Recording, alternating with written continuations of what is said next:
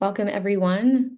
Thank you for joining us. We still have some people filtering in from the Zoom waiting room, but we'll go ahead and get started. So great to have you. I am Laura Shrake, Senior Program Director of Business and Sustainability with the Council of the Great Lakes Region. It is a pleasure to host our webinar series each month. Today's webinar being part of our quarterly sub-series with our Great Lakes Carbon Collaborative and our partners at the U.S. Business Council for Sustainable Development. Their Executive Director, Claude Griffin, is with us today, and he will be moderating our webinar conversation. And we have another one of our partners as our featured speaker today, Bryan Gilvesy from ALUS, which stands for Alternative Land Use Services. I will hand over to my colleagues shortly.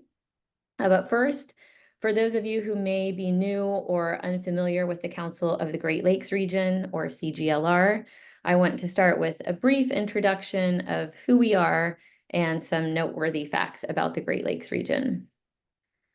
CGLR is on a mission to solve for sustainability in the Great Lakes region.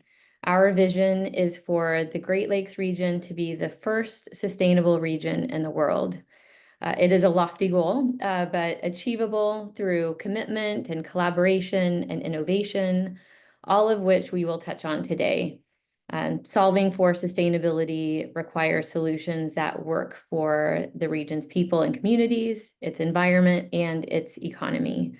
And CGLR's programs consider all these dimensions of sustainability: society, environment, and economy. And based on the region's needs, we have prioritized 4 topic areas where we've prioritized our programming: a circular economy, which includes our Circular Great Lakes and our Great Lakes Plastic Cleanup, as well as a number of pilot projects aimed at forging a future without plastic waste. We focus on water stewardship, where we have our Great Lakes Water Innovation and Stewardship Exchange, sustainable agriculture and land management, where CGLR is now partnering with ALUS in the Great Lakes region, starting in Ohio. And we may hear a little bit about that later.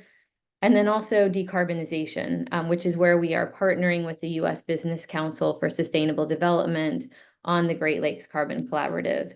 And Claude will introduce it in just a moment. But if you are interested in collaboration or learning more about any of these focus areas or CGLR's programs, I encourage you to please reach out. To achieve our goal of the first sustainable region, it will require all of us working together. And about the region, the binational Great Lakes economic region is an impressive one.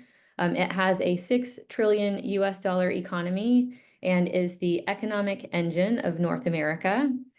If the region was a country, it would be the 3rd largest national economy in the world by GDP. It includes the 8 U.S. states from Minnesota to New York, the 2 Canadian provinces of Ontario and Quebec, and many First Nations. It is home to 107 million residents, and the region's major industries provide 51 million jobs, which is equivalent to 1/3 of the combined American and Canadian workforce. The region holds over 20% of Earth's fresh surface water and supports over 3,500 species of plants, fish, and wildlife, including some that are globally rare. And it is also the drinking water source for 40 million people in the binational region. But as a result of climate change, our region is unfortunately at increasing risk. And to mitigate these risks, a suite of solutions needs to be investigated, invested in, and implemented. And one approach is to harness the power of nature. Nature-based solutions, such as biological carbon sequestration, can help remove carbon from the atmosphere through storage in vegetation, soil, and aquatic environments. And we're going to hear more about that today. To share more on the Great Lakes Carbon Collaborative, which includes a nature-based solutions working group, And also to introduce our speaker from ALUS, I am going to now turn it over to Claude Griffin, Executive Director at the U.S. Business Council for Sustainable Development, who will moderate the remainder of the webinar. And should you have any questions for our speaker, please type them in the Zoom Q&A box. I know Claude will try to get to them as he moderates the Q&A session after the presentation. So Claude, over to you. Great, thanks, Laura. I also want to welcome everyone to today's webinar. First, I want to give a brief overview of the U.S. Business Council for Sustainable Development. And by the way, just to shorten the title going forward, I'll call it the Business Council. I also want to give a brief overview of the Great Lakes Carbon Collaborative, and then a brief introduction of our presenter for today. The Business Council is a 501c6 nonprofit business association that was founded in 1992 to give leading U.S. businesses a platform to work together to design, implement, and scale sustainability solutions. Today, the Business Council's cross-sector platforms, its projects, and partnerships bring leading companies together to solve circular economy, carbon, energy, water, and equity challenges across North America. The U.S. Business Council is a global network partner of the World Business Council for Sustainable Development. The Great Lakes Carbon Collaborative is one of several sustainability platforms. As Laura mentioned, we are pleased to partner with the Council of the Great Lakes region, with Mark Fisher and his great team on this cross-industry platform. Membership in the Carbon Collaborative consists of industry, academia, nonprofits, government, and solution providers with an eye on mobilizing businesses and reducing carbon emissions in the region while enhancing economic vitality. Working groups have been formed around various technologies like nature-based solutions, as well as carbon capture, utilization, and storage, hydrogen, and electrification. And I just wanted to amplify something else Laura mentioned, and that is if you're not a member of the Great Lakes Carbon Collaborative, we encourage you to reach out to us, and we'll be glad to have a conversation around opportunities to engage and identify the steps to become a member. Today, we are joined by Bryan Gilvesy, CEO of ALUS, where agriculture and nature meet. ALUS engages farmers and ranchers in creating nature-based solutions on their land to build climate resilience and enhance biodiversity for the benefit of communities and future generations. His presentation today will focus on understanding the benefits of carbon sequestration and agricultural nature-based projects. Bryan, we're glad to have you with us today. We look forward to learning more about the great things that ALUS is doing in the nature-based solutions space. And again, we want to let everyone know at the end of the presentation, we'll entertain your questions. You can type them in the chat box and we'll continue to monitor. Now we'd like to turn it over to you, Bryan. Thank you, Claude. I'm going to worry about sharing my screen here first.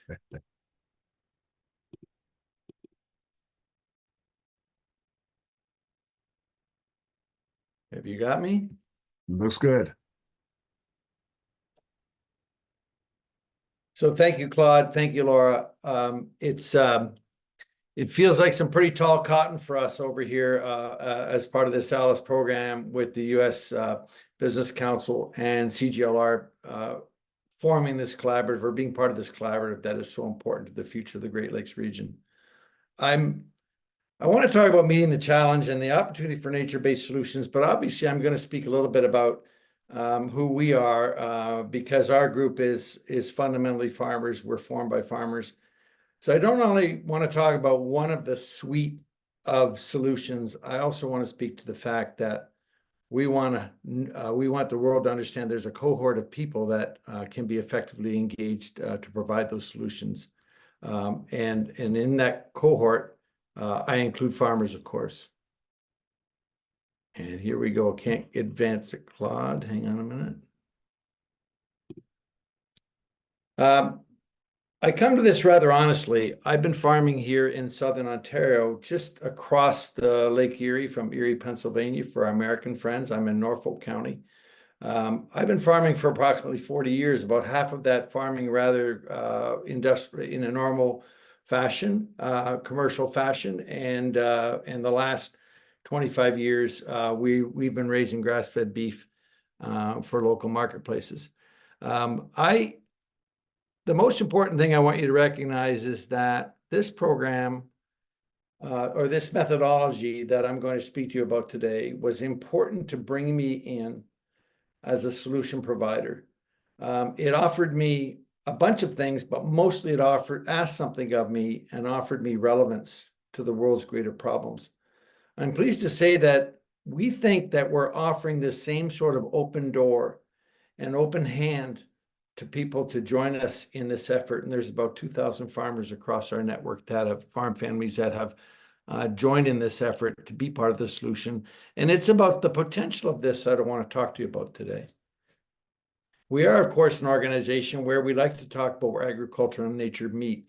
This is of course, we want to see a future where all farmers and ranchers are producing ecosystem services through nature-based solutions on their land. But we want to see it in a sense of balance alongside the food and fiber they produce, not replacing the food and fiber they produce. It's sort of the first marker in the ground that we put in. The opportunity, of course, is massive. Farmers are one of the greatest landowners in the Great Lakes region, and let's not forget, when they're landowners, they're land managers and they're stewards. When we talk about harnessing the power of nature through farmers, it's pretty easy to see that they have land, and land is really important to us. And I always point at the 2 billion tree program here in Canada.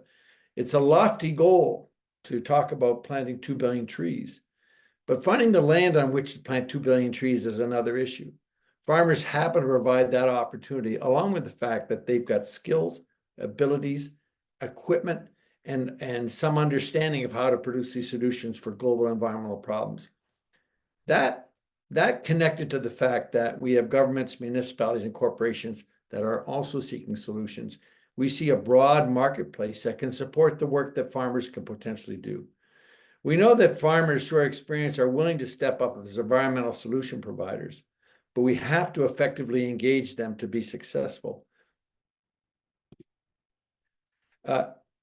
My organization is called ALUS, as Laura has mentioned. It seems, you might think at first this is simply about giving farmers checks to produce nature-based solutions, but it isn't quite so simple.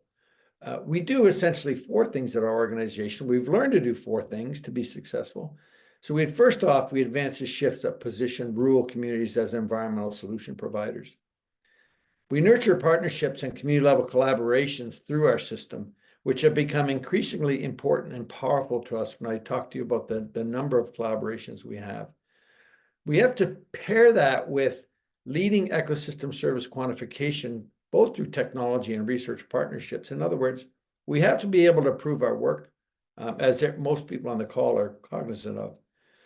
And lastly, we believe that if there's value in this work, then we should be able to drive investment to support it from a marketplace that we see emerging and developing from a broad suite of actors. You first should know that our organization is built by farmers. It was rooted in a document written in 2004 called the Farmers Conservation Plan. I became engaged in 2006 as the 3rd participant farmer in what was then only a fledgling concept. And in 2008, we formally began our first pilot in Norfolk County, Ontario. Rooting our work with farmers at the helm is pretty important and pretty obvious why. Put farmers in charge of the lands that they manage, and they're going to do the right things. We do work through communities. So in our Great Lakes Region Community Network right now, we have 130 individuals sitting in governance, local people sitting in governance of their local programming at community levels. We have 13 community partnerships within the Great Lake region right now, and each one of those communities averages 10 community level partnerships on average. So you can see, by rooting it with farmers, expanding farmers into the rural community, and bringing in all the relevant partnerships, you can immediately see the power that can be built. To be successful, we have to develop these community level programs with the national support that ALUS provides. We have to engage farm leadership to get broader participation. We have to support our work with high-level information collection systems. We have a proprietary database to make sure we accurately collect our work. Again, the academic and technological partnerships can fold into that, especially into the quantification of ecosystem services. And the last piece of the puzzle, of course, is if we're going to be effective, we should broaden the marketplace for who can support this work. Lastly, and this is not a small thing to sleep on, ongoing support, knowledge, and technical assistance that comes from within your own community as a farmer is massively important. I often joke that my team gave me a fake degree in biology speak. You might notice that that's a BS term. But I learned nature-based solutions. I learned from my peers, from some technical experts, but mostly in a safe space where I was facing other farmers in my community. And together we were able to create the conditions where I'm willing to accept the information and reconnect with the fact that one of the reasons I got into farming was I was a steward of the land in the first place. We like to talk about this statement here, statement of values, which I think really connects back to Laura's talk in the beginning. The first thing and most important thing is that we have to see environmental activity as economic activity if we're going to be effective on these private lands. We have to understand that we need to collaborate as broadly as we can rather than compete. And often we find ourselves with other NGOs in particular competing over the same small amount of money. So growing the amount of money is helpful, thinking that way. If we do locally targeted solutions effectively, then they eventually solve global problems. The true definition of sustainability includes a long-term vision. So long-term prosperity over short-term profit is very important to our thinking. Community delivery, and this little word here that's really important, autonomy. Giving communities and farmers and leadership the ability to make the right choices for their community first is essential to creating engagement. To this end, we form in every community we operate in a farm partnership advisory committee. They look like these images right in front of you: 50% farmers and ranchers, municipal stakeholders, experts from ENGO community, Indigenous people. This helps us create the conditions where they are autonomous bodies that have the wind in their sails to solve problems on a broader scale. I love this slide because it really outlines two things. First off, we take carbon down from the sky and store it safely using plants, not plants. This plant on the left, I believe, is the Icelandic one that does about 37,000 tons of carbon a year that's seen $3 billion of investment. Our network last year, we believe, did a little bit more carbon than that, but certainly at a much more economical rate. But the point of this slide is that I'm trying to make is that nature's effective and proven to take carbon from the atmosphere and store it safely in our soils. I also want to make the distinction for the audience that we see that carbon removal and carbon avoidance are two slightly different things. Reducing your emissions is a very good and admirable thing to do, but only by taking carbon down from the atmosphere and safely storing it in the soil or in the mechanical sense. This is the only way we truly solve the climate crisis is by reducing CO2 concentrations, by taking it down out of the sky. Again, back to my original sentiment. We use plants rather than plants, but it's an effective tool and we have an effective place to store it. And we work off a simple thing. Our plants use a simple mechanism called photosynthesis to take carbon down from the atmosphere and store it safely in the soil. At the same time, because we're working with nature, we have the opportunity to do other things at the same time. Produce water filtration by capturing nutrient in the roots of our plants, recharging our aquifers by putting more organic matter in the soil and making sure we hang on to the rain in our water like a sponge. We can learn more to cycle nutrients and to create native habitat, both for biodiversity and for species at risk. In our system, we believe that if the biodiversity responds, which it does almost instantaneously, then we've got everything else right, that we will naturally filter water and help take carbon pollution out of the atmosphere. Now, I want to make this distinction because often we think that if a farmer is doing some work on his land, they're different somehow than a factory that would be taking emissions out of the sky.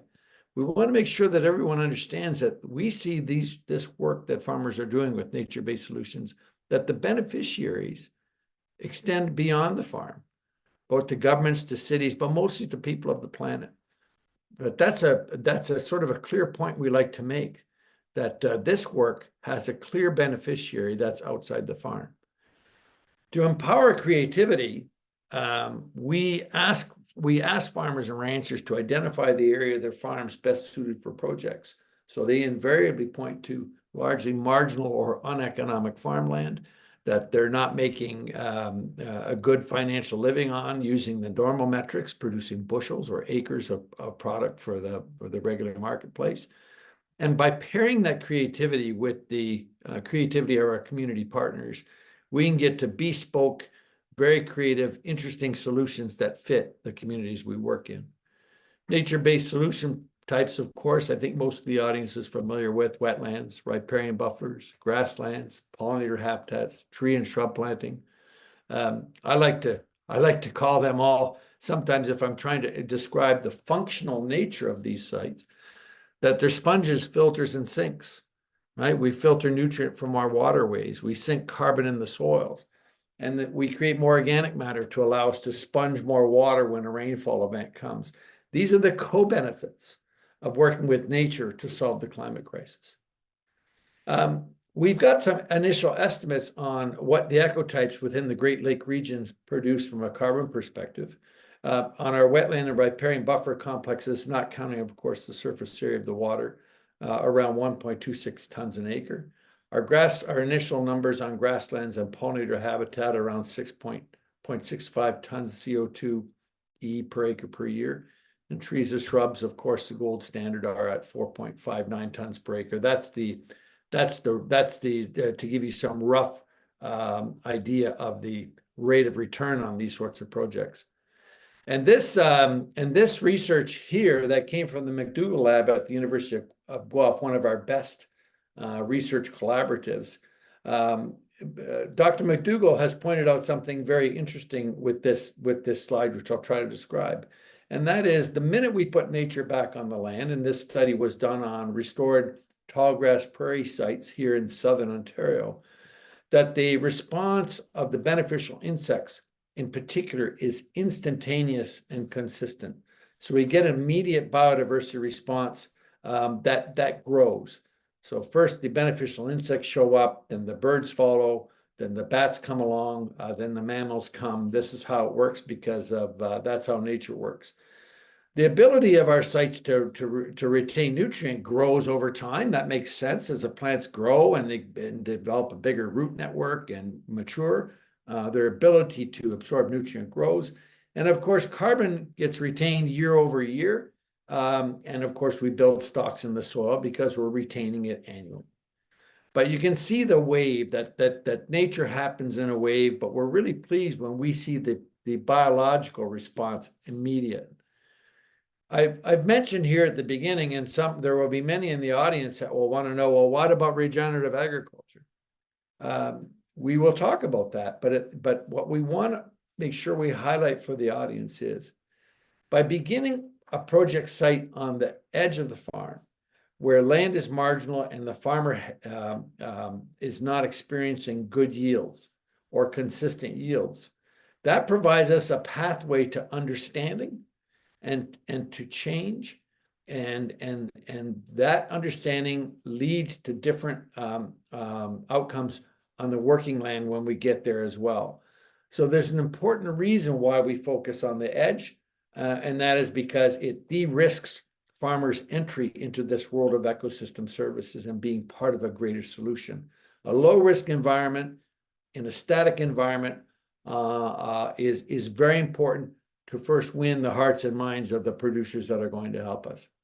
We, of course, do also test new techniques and new language. These are 2 regenerative agriculture pilots that we have with these corporations. But these corporations all recognize that the farmer is a steward of all their lands. So these techniques not only understand what's going on the regenerative lands, the working landscape, but we also want to make sure we fold into these programs a whole farm approach, that we consider the edge and the water and the waterways as well. Now, essentially what we're doing then, and this is exactly what happened to me, we're not only redefining the nature of farming, we're redefining the role of the farmer. Farmers produce food, fiber, and ecosystem services for a needy planet. That's a wonderful place to be as a human being, to be relevant to many portfolios for our fellow human beings.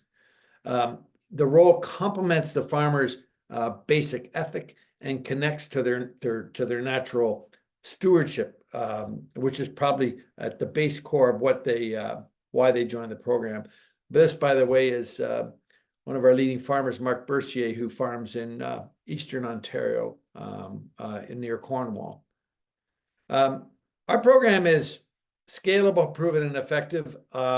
This is where we are in the Great Lakes region. Now, I do want to highlight that together with CGLR, the City of Defiance, Ohio, and the County of Defiance, Ohio, there's a very strong farmer partnership advisory committee forming, about to begin operations in Defiance on the Maumee River watershed in that very, very important Western Great Lake or Western Lake Erie Basin. And we're really pleased to be able to include that into our fold of operations. But you can begin to see how by adding community by community partnerships, we can scale. To the outcomes, to what they really look like.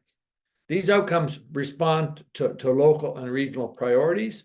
These are outcomes that in these 2 slides from Middlesex County, which is in the Thames River watershed, so feeding into Lake Erie Basin from the north, or from the northern side of Lake Erie.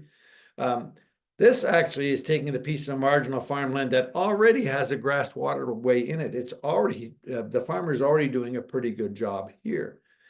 But we made that project even better by slowing the water down further, increasing infiltration rates by adding deeper and water holding devices, so wetlands, and a wetland complex around this particular project.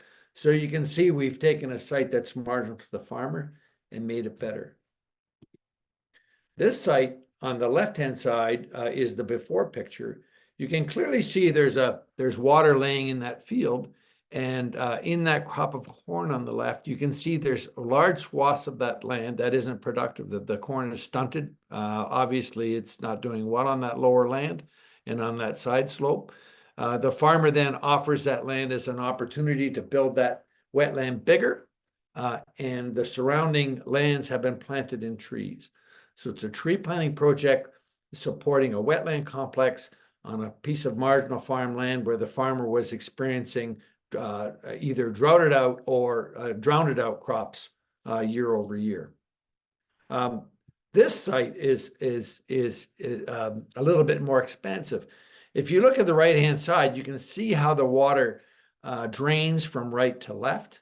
The reverse image, of course, shows the land before, and the image on the right shows after. So again, we're working around an existing woodlot, around an existing wetland, and making that whole area function better by planting tall grass prairie, a tall grass prairie complex around that site.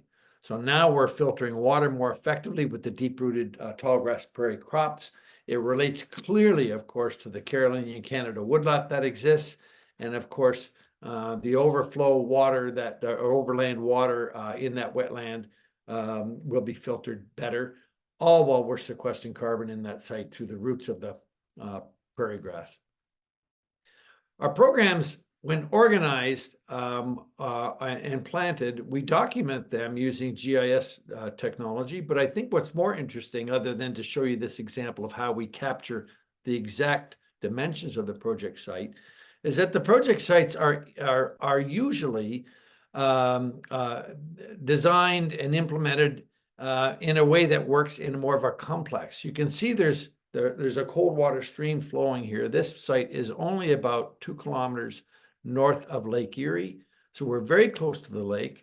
This is very steep and highly erodible land, and a blend of newly dug wetlands, tall grass prairie in yellow, and trees and shrubs planted in green make this an exciting complex that really helps filter water and prevent erosion in this basin close to the lake, while sequestering carbon and providing tremendous biodiversity habitat. We were at this site last week, and all the vegetation is far beyond my height now, and it's exciting to see this thing emerge and develop.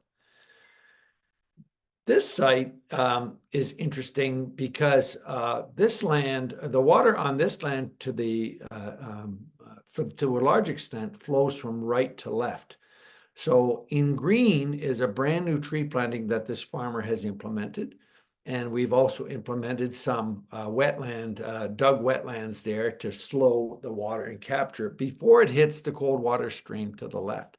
So again, filtering water with trees and slowing the water and asking it to infiltrate more into the soil, highly effective. The farmer here in all these sites not only is giving their land, but they continue to give their ongoing management and maintenance to these sites to make sure they're performing extraordinarily well. On this site, I know the trees are about 30 feet high, but you could go during the first 5 years on many summer's days and find the farmer watering, mowing the trees, tending to them to make sure that the site was very effective, and making sure there was some Phragmites control on the newly dug wetlands to prevent Phragmites from getting hold and ruining those wetlands. We reward the farmer for their work on the exact acreage of the land impacted. So we reward them for their work and their ongoing management and maintenance of these sites.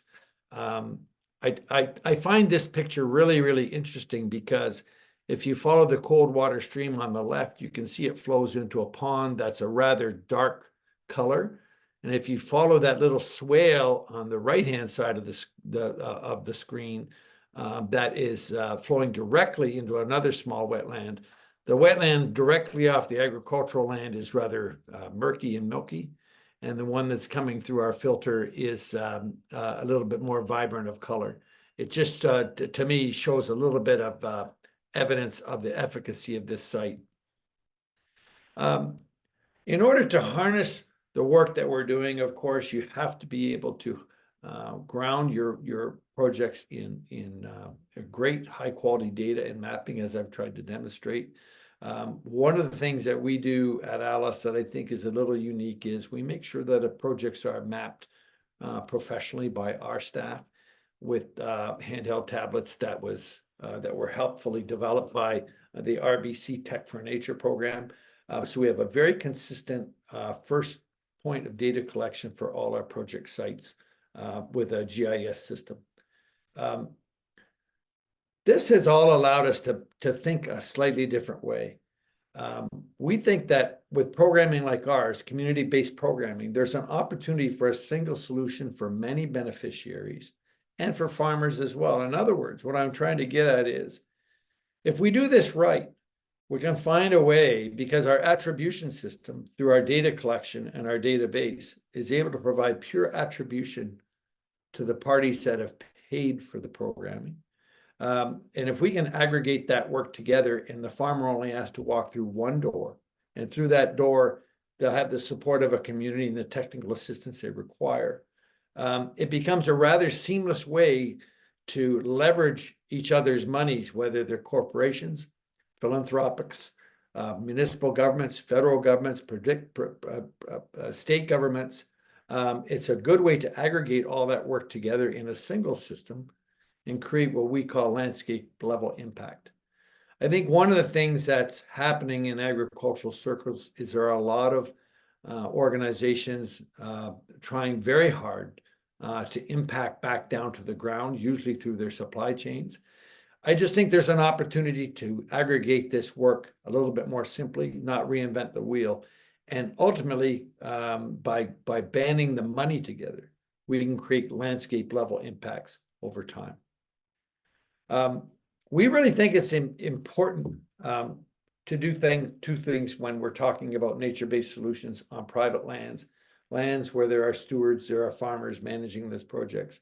We want to make sure we recognize not only the value of nature, and by valuing nature, I mean in dollars and cents, the old-fashioned way, but we also make sure that there's value accruing to the social impacts and the social benefits being created because we're delivering these programs on a community collaborative level.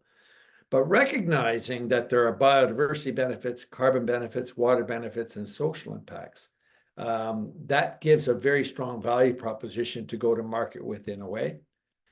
And when I speak about going to market, we speak very clearly about this concept, that we share value. We can share value with those organizations that invest in these farmer-created ecosystem service projects.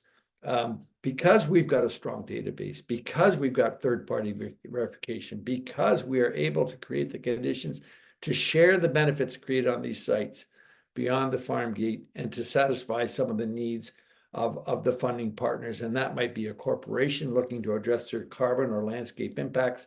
It might be a government trying to address species at risk habitat concerns. But there are many concerns and many ways to share value back to that marketplace to make sure we maximize dollar flows to this machine we've built. We think it's imperative, because we're not dealing with theoreticals here, that the basic metric with nature-based solutions still has to be an acre of land whose use has been changed.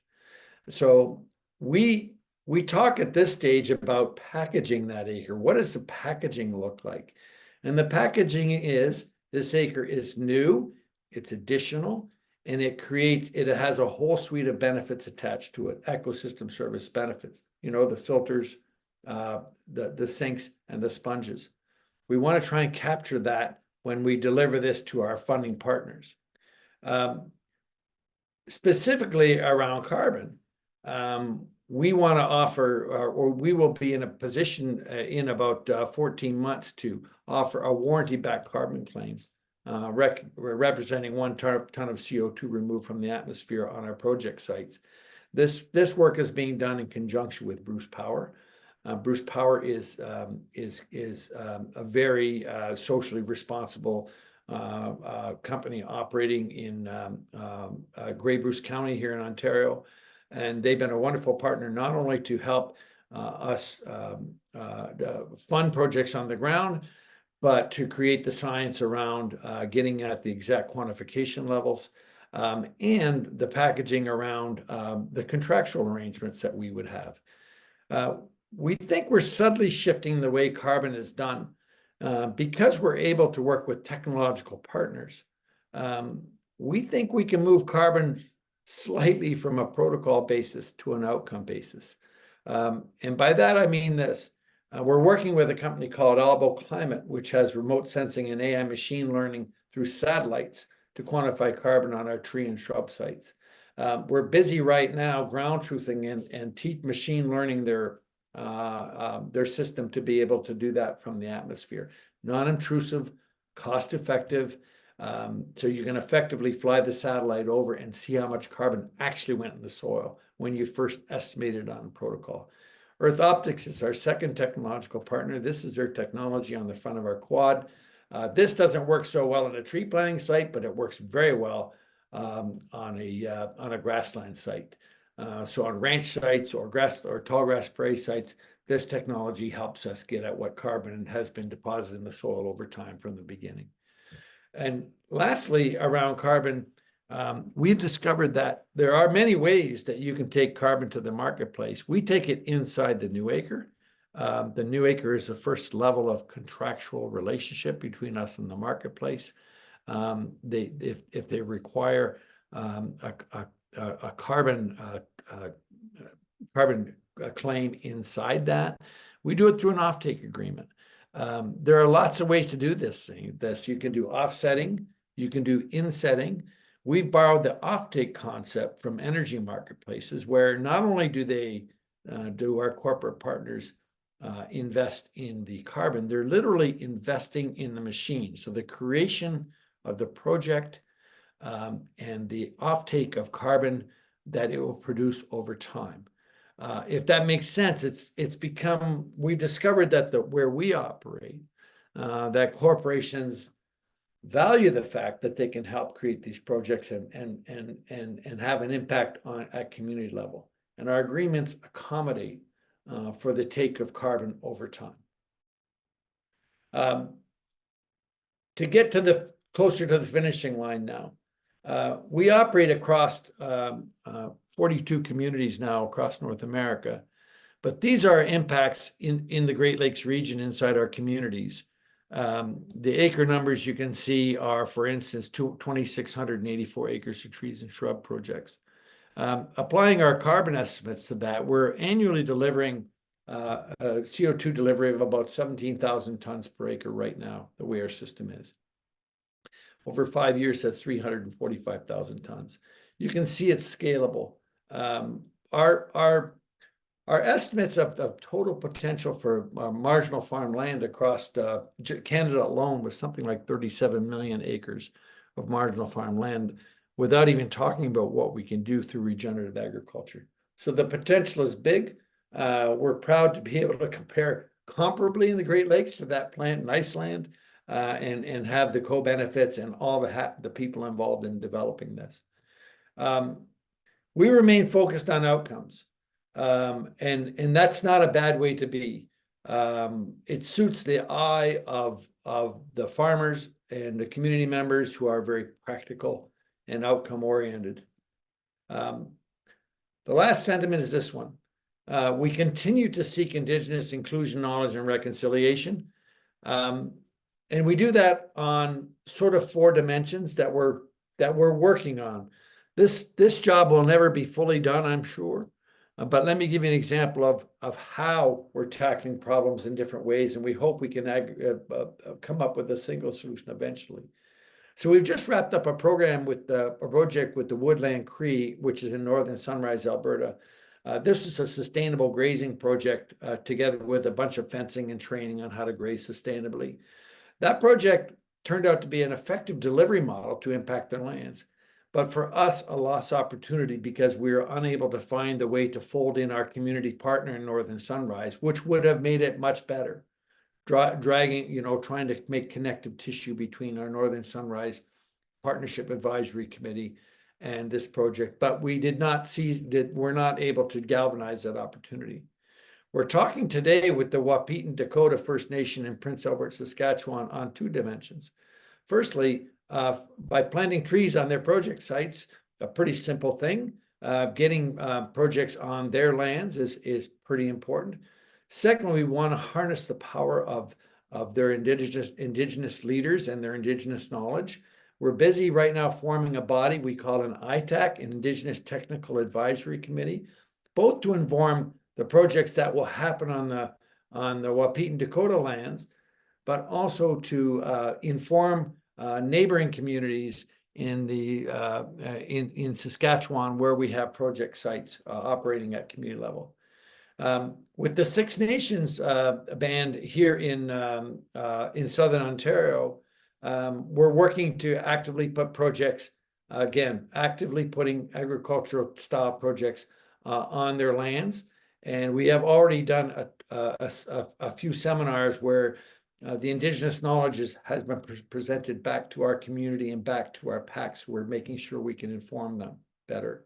And on Walpole Island, which is in Chatham-Kent, Ontario, we're very close to having Indigenous leaders sitting on the Farmer Partnership Advisory Committee, which I think if you put all these 4 elements together, you can come up with the right way to work with Indigenous communities. We call it our sort of community within a community. Indigenous peoples are part of where we live, and vice versa. And we want to make sure that we drag as much connective tissue as we can out of there and respect the knowledge that they can bring to us. That's the end of my formal presentation. Again, I thank you very much, Claude, and I sit open for questions. I hope I've covered most of or given you a brief overview about the potential for nature-based solutions and the role of farmers within being able to develop that. Bryan, thank you so much. That was a very informative presentation. And yes, you touched on many areas. We've had several questions submitted. We have a few minutes to, I think, address some of them. I don't think we'll get to all of them. But let's start with measuring success. You gave several excellent examples of how you measure, certainly based on data, and then also the visuals, the before and after, and describing what you did to change the systems. When I say systems, biodiversity and ecosystems approach. But let's take a look at number one, how, if you had to summarize how you measure success, what would that be? And I've got a couple of specific questions that I'd like to read to help us with that. One has to do with, does ALUS have any sort of data collection on your sites to measure outcomes in biodiversity, water filtration, and other ecosystem services, as well as where the yield data is also measured to see whether there are benefits of those projects back to the farm? So the question about on-site research, and particularly around biodiversity, we've had a tremendous amount of research done on-site here in Southern Ontario through the University of Guelph with, I think, 5 different labs. Some of the labs are studying water infiltration, or water quality. Some are studying biodiversity, and some are studying carbon, and some are studying microorganisms in the soil. We've discovered that many farmers in our system volunteer to be project sites for research, that they enjoy that with the codicil, of course, that they sit down at the end of the year with the researcher and find out their findings. We found this to be very effective. And for the researchers, having a consistent stream of before and after project sites with a willing landowner gives them a new place to study. So those dimensions are always exciting. We wish we could find ways around biodiversity in particular to find proxies for our biodiversity, but they're very hard to do.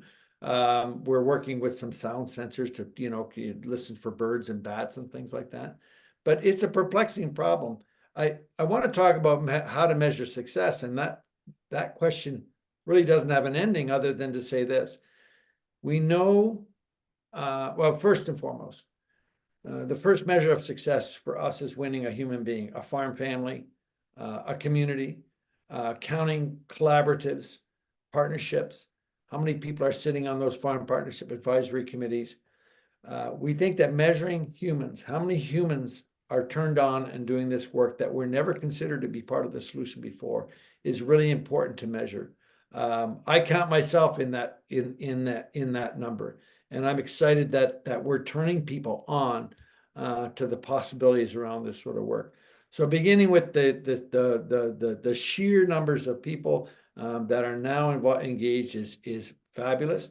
On the other metrics around biodiversity, water, carbon, all these things, I think that the quantification work never ends, that we need to continually resolve that we're going to get better and better and better. But at the same time, we find some comfort in this. Our projects are rooted in science. Science is not only pretty good for researching things, but it's also pretty predictive too. So if we build things in the right place in the right way with the right technical knowledge, we can be fairly certain that we're going to get good responses out of it. But again, fundamentally, there will never be a finishing line to how much we should be quantifying on every dimension we possibly can. You're absolutely right. Another aspect that I'm glad to see that you brought into the presentation was around societal impacts with regard to the indigenous community. And I think you had several examples of where the indigenous community and several tribes are directly engaged. Can you just touch on that a little more in terms of the overall engagement and outcomes from that engagement? I think the outcomes are as much ours, our teams, our communities, as that we should be focusing on us rather than the indigenous communities in this way. That we're learning to understand, and we're learning a different sense of the relationships to the land, and a different pacing and a different value system, that I think we're gaining strength from including indigenous communities in our thinking as much as possible. I am so glad that when we gathered as a team some years ago in Charlottetown, Prince Edward Island, to decide how we were going to do this, and we came up with this community within a community concept. We're all one community. So for us, there is no other, there is no them, it's only us. And that's a really healthy way to respect one another and what we can all bring to the table. Great. Let's switch focus a little bit. I want to touch on one or two questions that were given to us in advance. One of them is this: are there carbon sequestration strategies that could be used by concentrated animal feeding operations?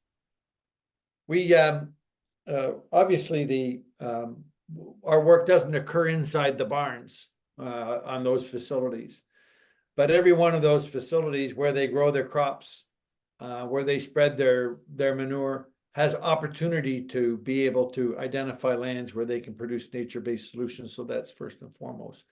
But the strategies for me around CAFOs often can relate to methane capture that I've seen be successful in some settings. That might be a very, very good way to begin capturing methane off those sites, turn that fertilizer a little bit more inert. But there's a few things going on in that space. But again, our focus is on what's happening outside the barn on the land, and seizing the opportunity of those land managers to do the right thing out there.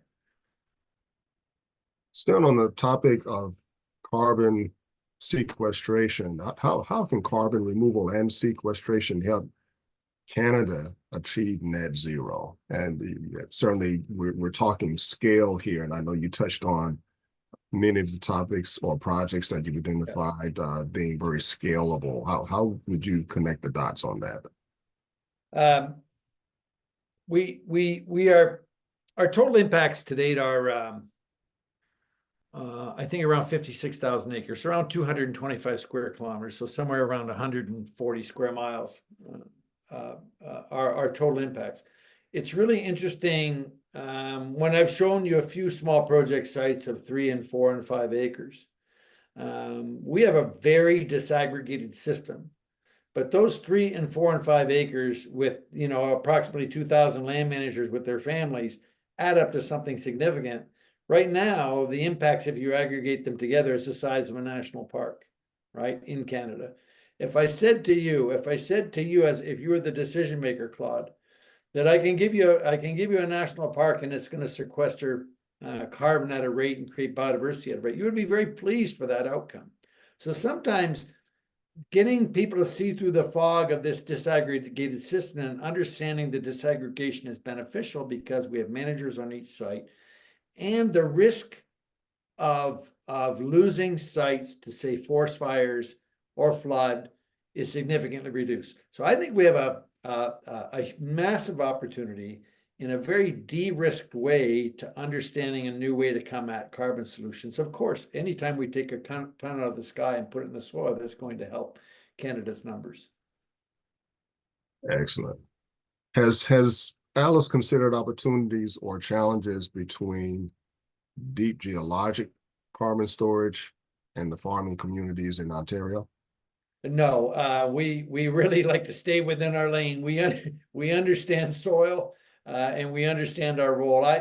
Mike, the thing I say most commonly is I love to see pictures of people with their hands in the dirt making a difference. So no, we don't, we stay within our lane on that one. Okay. Well, great. And there's so many other questions, and unfortunately, we don't have time to get to them all. And again, Bryan, we want to thank you for the time today, for the wealth of information you've given to us. This has been certainly a pleasure for me, and many of the points that you brought out are consistent with some of the other things that I'm seeing across the U.S. As well. And I'd love to follow up with you and have a more detailed conversation around ways that we might possibly partner on some things. Thanks everyone for your questions. Sorry we could not get to all of them, but we're hopeful that at least from a topical perspective, we were able to touch on some of what you presented. And I think at this point, we're ready, Laura, to hand it back off to you. And thanks again, Bryan, for your presentation on today. Thank you, Claude. Thank you, Laura. Thanks to everyone that attended today. Great. Yeah. And thank you, Bryan, for your presentation and answering those great questions. And Claude, thanks for moderating the discussion today. ALUS and the Business Council are both extremely valuable partners to the Council of the Great Lakes region. And the collaborative efforts are definitely going to get us closer to that sustainable region that we're aiming for. As Claude mentioned, that we didn't get to all of the questions. If anybody does have any questions that are still like burning, please reach out to me. I'll do my best to try to get answers for you. If you have questions about the Great Lakes Carbon Collaborative, reach out. Claude and I would be happy to answer any questions. And also, if you want any more information about ALUS or the ALUS communities and the projects that they're doing in the Great Lakes region, of course, we'll be happy to share more information on that also. So thanks everybody for joining. There will be the recording of the webinar available. It'll be shared next week by email. So keep an eye out for it in your inbox. And immediately following this webinar, you will receive an email with a survey. If you could just take a few minutes and fill that out, we'd really appreciate it. It just helps us understand how we can improve on these webinars and also address the topics that you would like to see. So if you could take a few minutes, that would be great. Have a great rest of your day, everyone. Bryan, Claude, thank you again so much.